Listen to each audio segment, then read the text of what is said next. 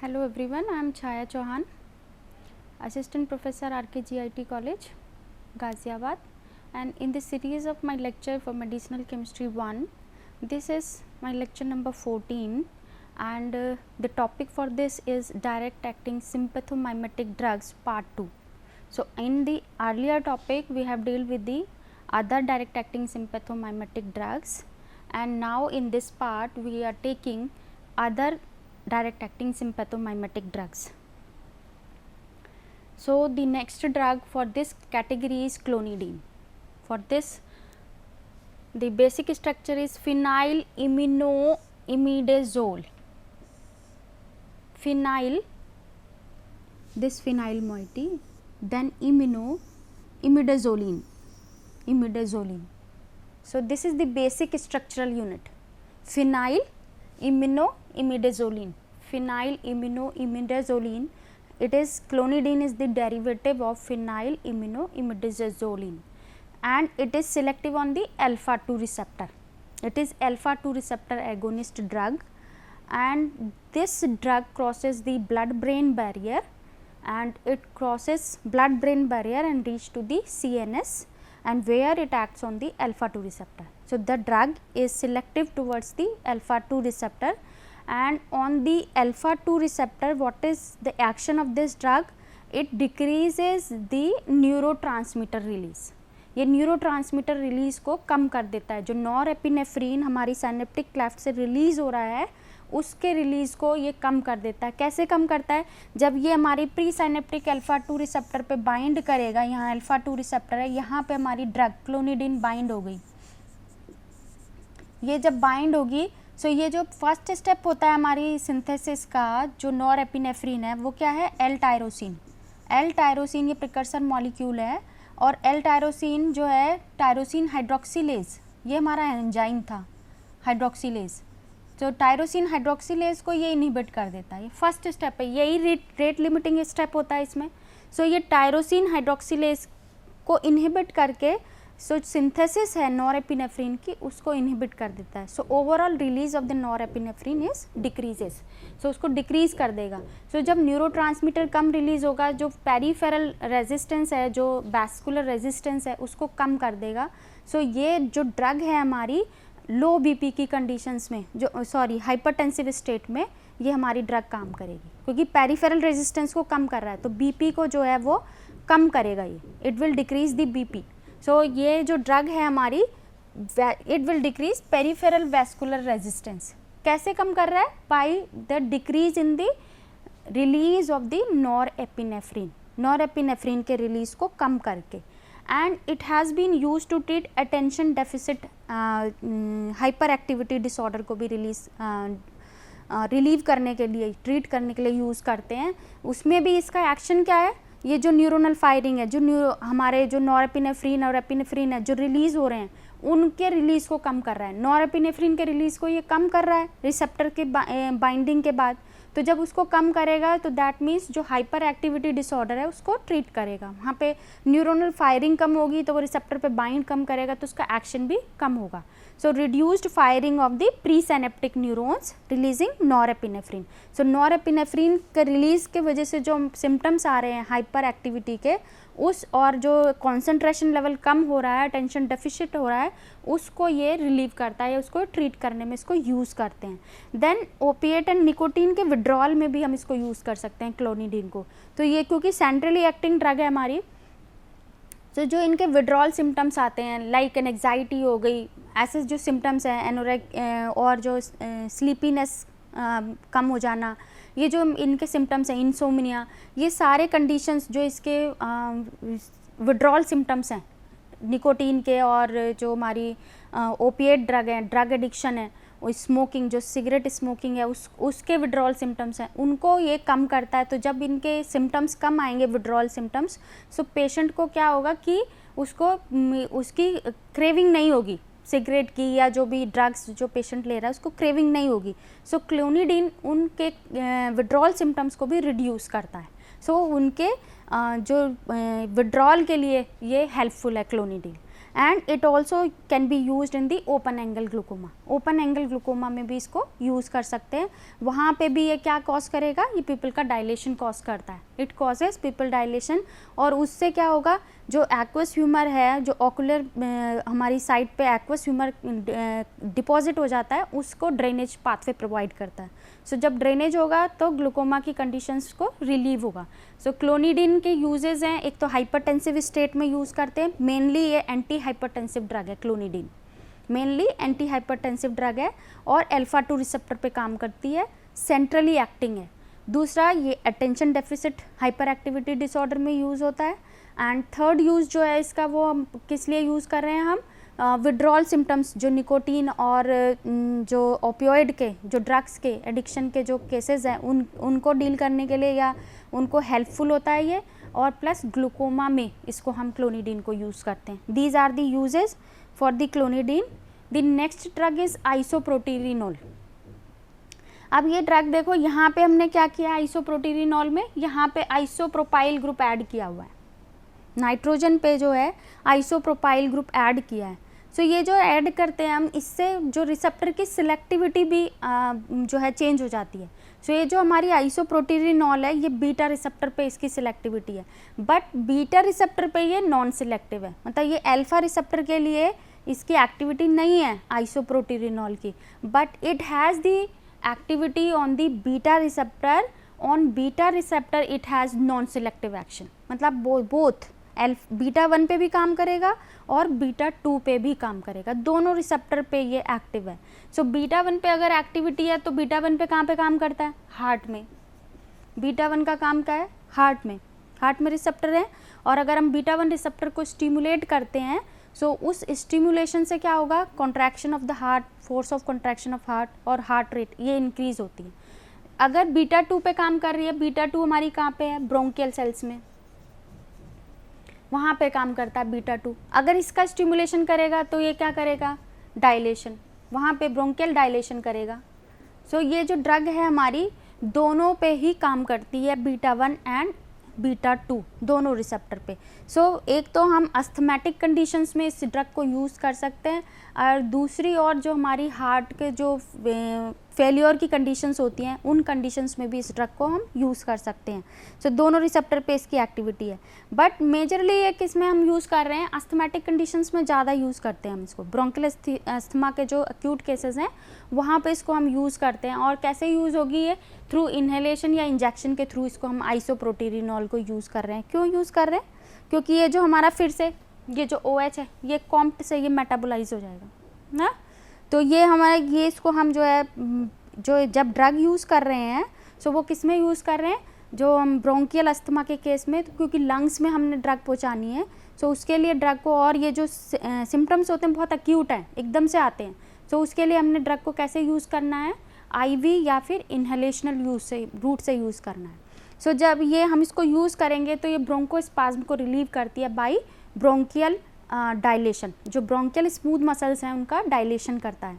सो most potent bronchodilator है ये, but इसके साथ प्रॉब्लम क्या है, ये बीटा 1 रिसेप्टर पे भी काम कर रही है ना, सो नॉन सिलेक्टिव है बीटा 1 बीटा 2 दोनों पे। सो इसके साथ में इसको यूज़ करने के साथ में जो कार्डियक साइड इफ़ेक्ट है वो आते हैं। सो उन केसेस में हम इसको यूज़ जो है, हम इसको चॉइस ऑफ ड्रग नहीं कहेंगे, it is of limited use due to this beta 1 activity. जो बीटा 1 रिसेप्टर पे भी इसकी एक्टिविटी है, इसकी वजह से ये ड्रग ऑफ चॉइस नहीं है, it has the limited use, क्योंकि ये बीटा 1 यानी हार्ट पे भी काम कर रहा है और वो हमारे पेशेंट में साइड इफ़ेक्ट की तरह आएगा। जो नेक्स्ट ड्रग है हमारी, ये है टर्ब्यूटलिन। सो ये जो टर्ब्यूटलिन है, और जो अभी हमने आइसोप्रोटीरिनोल, ये आइसोप्रोटीरिनोल का स्ट्रक्चर था, यहाँ पे आइसोप्रोपाइल ग्रुप ऐड है, ये हमारा CH3 और CH3, ये आइसोप्रोपाइल ग्रुप ऐड था। और यहाँ पे जो हमारा टर्ब्यूटलिन है, इसमें हमारे पास क्या है, ये tertiary butyl, CH3 CH3 CH3, ये टर्शरी ब्यूटाइल ग्रुप है। बट चेंज क्या है, यहाँ पे ये जो हमने ये लिया हुआ है ना, आप देखो ये मेटा पोजीशन है, ये पैरा है, ये मेटा है। अगर मेरा ये आइसोप्रोटीरिनोल देखें तो इसके स्ट्रक्चर में क्या है हमारे पास, ये हमारे पास कैटेकॉल न्यूक्लियस है। ये जो न्यूक्लियस है ये क्या है, कैटेकॉल, ये कैटेकॉल न्यूक्लियस है। और जो कॉम्प्ट से मेटाबोलाइज हो जाएगा, यहाँ तो हमने मेटाबॉलिज्म इसको रेजिस्ट कर दिया माउस से, क्योंकि हमने आइसोप्रोपाइल ऐड कर दिया, बट कॉम्प्ट से नहीं करा। अब ये जो हमारा टर्ब्यूटालिन है, इसमें क्या है, ये मेटा पोजीशन पे दोनों OH है, ये हमारा क्या होता है, रिसोर्सिनॉल।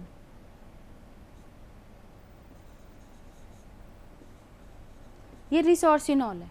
सो रिसोर्सिनॉल में जो है हमारा ये स्ट्रक्चर है, ये माओ और कॉम्प्ट दोनों से ही हमारा जो है ये रेजिस्टेंस शो करेगा मेटाबॉलिज्म के लिए।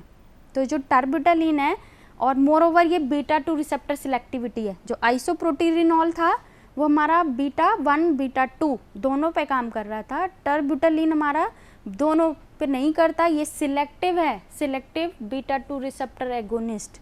इसका मतलब क्या हुआ, सिर्फ ब्रोंकियल सेल्स पे काम करेगा, सिर्फ ब्रोंकियल स्मूथ मसल्स पे ही काम करेगा। और इस वहाँ पे एक्शन क्या होता है, बीटा 2 रिसेप्टर पे अगर ड्रग हमारी बाइंड करती है तो ब्रोंकियल स्मूथ मसल्स का क्या करता है, डायलेशन। और जब डायलेशन करेगा, सो जो हमारी ड्रग है वो हमारी किस में यूज़ करेंगे हम, अस्थमा के कंडीशन में। Bronchodilation, dilator in asthma, और जितनी भी कंस्ट्रक्टिव डिजीज़ हैं, ये जो पल्मोनरी डिजीज़ हैं, जैसे COPD हो गया, ब्रोंकाइटिस हो गया, उन कंडीशंस में जहाँ पे वैसो कंस्ट्रिक्शन होता है, सो उस वैसो डायलेशन इफेक्ट के लिए हम टर्ब्यूटालिन यूज़ कर सकते हैं। और ड्रग का क्या इफेक्टिविटी है, क्योंकि हमने माओ और कॉम्प्ट दोनों से इसको प्रोटेक्ट कर दिया है, सो ये ड्रग हमारी जो है ओरली एक्टिव भी होगी, और इसका जो एक्शन है, ड्यूरेशन ऑफ एक्शन, वो भी इंक्रीज हो जाएगा। It will have longer duration of action. और यूज़ कहाँ कर रहे हैं, जब हम इसको ब्रोंको डायलेटर की तरह यूज़ करेंगे तो जनरली इसको हम जो है इनहेलर की फॉर्म में यूज़ करेंगे, या टर्ब्यूटालिन का आपने देखा होगा सिरप्स में भी ये एडेड होता है, सो वहाँ पे भी हम सिरप फॉर्म में, ओरल फॉर्म में भी हम इसको यूज़ कर सकते हैं। So oral doses form as well as inhalers और इंजेक्शंस, ये सारी मेडिकेशन में ये अवेलेबल है टर्ब्यूटालिन। क्यों, क्योंकि ओरल में इसलिए प्रेजेंट है क्योंकि माओ और कॉम्प्ट से अब ये रेजिस्टेंट है मेटाबॉलिज्म के लिए। और यूज़ कहाँ कर रहे हैं, एज अ वैसोडाइलेटर। और वैसोडाइलेटर अस्थमेटिक कंडीशन हो, ब्रोंकाइटिस की कंडीशन हो, COPD हो, वहाँ पे सब जगह पे हम इसको एज अ ब्रोंकोडाइलेटर यूज़ कर सकते हैं टर्ब्यूटालिन को। Now next drug is the salbutamol. जो साल्ब्यूटामोल है, ये ड्रग जो है हमारी ये भी बीटा 2 सिलेक्टिव है। साल्ब्यूटामोल भी हमारी बीटा 2 रिसेप्टर सिलेक्टिव एगोनिस्ट है, और इसका दूसरा नाम है ये एल्ब्यूटिरोल, इसी को बोलते हैं हम एल्ब्यूटिरोल। तो साल्ब्यूटामोल में क्या है, यहाँ पे हमारा ये कैटेकॉल न्यूक्लियस जैसा ही है, बट यहाँ हमने एक मिथाइल ग्रुप, ये मिथाइल CH2 ये ऐड हो गया, ये मिथाइल ग्रुप ऐड कर दिया, तो ये कॉम्प्ट से रेजिस्टेंट हो गया। और यहाँ हमने जो है ये टर्शरी ब्यूटाइल, ये पहले से जैसे टर्ब्यूटालिन में था वैसा ही यहाँ पे ये टर्शरी ब्यूटाइल ग्रुप है, सो दोनों के लिए रेजिस्टेंट शो करता है माओ और कॉम्प्ट से। तो salbutamol also named as the albuterol, beta 2 receptor selectivity है, प्लस ये रेजिस्टेंट कॉज करता है for the MAO and COMT, so orally effective है, और ड्रग का एक्शन जो है विद इन 5 मिनट स्टार्ट हो जाता है, और ड्यूरेशन ऑफ एक्शन भी ड्रग का हमारा 4 to 8 आवर्स है। सो ये अवेलेबल है हमारी ओरल डोजेस फॉर्म में, मीटर डोज इन्हेलेशन में, और इंजेक्शन फॉर्म में ये साल्ब्यूटामोल अवेलेबल है। So most of the syrups में भी ये आपको मिलेगी साल्ब्यूटामोल। अब मैकेनिज्म कैसा है, जब बीटा 2 रिसेप्टर पे काम करता है तो स्मूथ मसल्स पे इसका क्या फंक्शन है, वैसोडाइलेशन, जो एयरवे है उसको डायलेट कर देता है, रिलैक्स कर देगा उसकी मसल्स को। सो कहाँ कहाँ पे यूज़ कर सकते हैं हम, एक्यूट ब्रोंकोस्पाज्म में, और कि किसके, अस्थमैटिक अटैक का हो या COPD का हो, ठीक है, क्रोनिक ऑब्स्ट्रक्टिव पल्मोनरी डिसीज इसका हो, या ब्रोंकाइटिस में हो, या अस्थमैटिक कंडीशन में हो, उनके सब केसेस में, ब्रोंकोस्पाज्म की कंडीशन में, एक्यूट कंडीशंस में, वहाँ पे हम इसको यूज़ कर सकते हैं। Another use for salbutamol is in hyperkalemia condition. ऐसा देखा गया है कि जब हम साल्ब्यूटामोल देते हैं तो जो हमारा एक्स्ट्रा सेलुलर फ्लूइड में जो इसकी पोटेशियम की अमाउंट ज़्यादा हो जाती है, साल्ब्यूटामोल उस पोटेशियम को कहाँ ट्रांसफ़र कर देता है, इंट्रासेलुलर फ्लूइड में। सो सेल के अंदर ही पोटेशियम ज़्यादा होगा, सेल के बाहर नहीं रहेगा। सो हाइपरकैलीमिया के केसेस में भी साल्ब्यूटामोल यूज़फुल है। ये हाइपरकैलीमिया में भी हम इसको दे सकते हैं साल्ब्यूटामोल को। अब ये सिंथेसिस है हमारी साल्ब्यूटामोल की। इसके लिए हमने 2 स्टार्टिंग मटेरियल यूज़ किए हैं। पहला हमारे पास है ये ऑर्थो हाइड्रोक्सी फिनाइल अल्कोहल, क्यों लिख रहे हैं? इस पोजीशन को हम ऑर्थो मान रहे हैं और ये हमारा फिनाइल अल्कोहल, इसको हमने बना लिया, ये पोजीशन फिनाइल अल्कोहल। सो ऑर्थो हाइड्रोक्सी फिनाइल अल्कोहल। और दूसरा हमारा कंपाउंड है chloro acetyl chloride, chloro acetyl chloride, ये COCl acetyl chloride, CH2COCl acetyl chloride. अब इनको हमने दोनों को कंडेंस किया। सो कंडेंस करने पे क्या होगा? HCl मूव आउट हो जाएगा, ये HCl मूव आउट हो गया और यहाँ हमारे पास क्या आ गया? COCH2Cl, ये ग्रुप ऐड हो गया। अब आप साल्ब्यूटामोल का स्ट्रक्चर देखो, हमारे पास ये फंक्शनल ग्रुप प्रेजेंट है, ये फंक्शनल ग्रुप प्रेजेंट है, यहाँ हमें इसे रिड्यूस करना पड़ेगा, ये रिडक्शन करना पड़ेगा। प्लस यहाँ पे जो Cl है, यहाँ पे हमें क्या चाहिए? टर्शरी ब्यूटाइलअमीन, इस पे हमने चाहिए टर्शरी ब्यूटाइलअमीन। सो हम पहले क्या करेंगे? यहाँ टर्शरी ब्यूटाइलअमीन ऐड कर लेते हैं। सो यहाँ पे हमने इसको टर्शरी ब्यूटाइलअमीन के साथ रिएक्शन कराई। जब हम इसको रिएक्शन करेंगे तो HCl मूव आउट हो जाएगा और यहाँ पे टर्शरी ब्यूटाइलअमीन ऐड हो गया, ये फंक्शनल ग्रुप ऐड हो गया टर्शरी ब्यूटाइलअमीन। अब नेक्स्ट स्टेप क्या होगा? जो ये हमारा CO है, कीटोनिक फंक्शनल ग्रुप है, इसको हमने चेंज करना है OH में। ये बीटा पोजीशन का OH है, इसको OH में कन्वर्ट करना है। सो नेक्स्ट रिएक्शन क्या होगी? It will be reduction. और रिडक्शन जब हम करेंगे, सो ये जो कीटोनिक फंक्शनल ग्रुप है, it will get change into the hydroxyl functional group. So beta position पे OH जो है वो इसमें ऐड हो जाएगा। सो 3 स्टेप रिएक्शन है। First one is the condensation, then second is the treatment with the tertiary butylamine and the third one is the reduction. और इससे हमारा जो कंपाउंड प्रिपेयर्ड हुआ है that is salbutamol. Now this is the next drug bitolterol, और ये एक pro drug है। इसमें जो है ना पैराटोलुइक एसिड के एस्टर्स एडेड हैं। जो हमारी ड्रग है, मेन ड्रग जो है वो है कॉल्टिरोल। जो ड्रग है हमारी वो कॉल्टिरोल है। ड्रग का स्ट्रक्चर है ये हमारा, ये H होना चाहिए और ये H होगा, ये कॉल्टिरोल का स्ट्रक्चर है, ये वाला स्ट्रक्चर कॉल्टिरोल है।